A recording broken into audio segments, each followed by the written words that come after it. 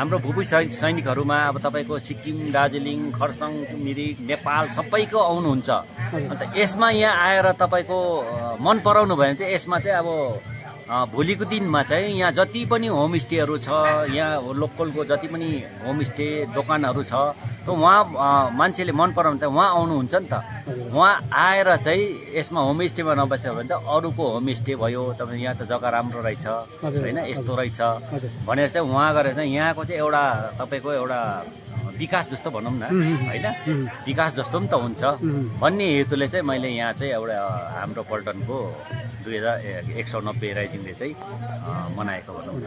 अच्छा, आजको यो कार्यक्रममा कहाँबाट आउनुभएको थियो? आजको हाम्रो कार्यक्रममा चाहिँ यसमा चाहिँ तपाईँको समावेश छ भनेमा चाहिँ अब सिक्किम, तपाईँको सिलगढी, नेपाल तपाईँको विराटनगर, धरान, त्यहाँदेखि खरसाङ, तपाईँको मिरिक, त्यसको बादमा अब सुखिया, मानेभन्ज्याङ र यहाँ हामी छँदै हामीले एउटा अतिथिको रूपमा एकजना हाम्रो यही हाम्रो मजुवा जिपी अन्तर्गत नै हाम्रो एकजना सुब्दार रिटायर भरत खलिङ राईलाई हामीले निमन्त्रण दिएको थियौँ। उहाँ स्वीकार गरेर आउनु भएको छ। साथसाथमै हाम्रो मजुवा जिपी अन्तर्गत मजुवा ग्राम पञ्चायतको उपप्रधान श्रीमती सरिता सुब्बालाई पनि निमन्त्रण दियौँ। उहाँले पनि हाम्रो निमन्त्रणलाई स्वीकार गरेर आउनु भएको छ। त्यसैको साथसाथमा हाम्रो जति पनि हाम्रो पल्टनको परिवार छ उहाँहरू चाहिँ आउनु भएको छ। भनेपछि धेरैको सङ्ख्यामा उपस्थिति थियो है।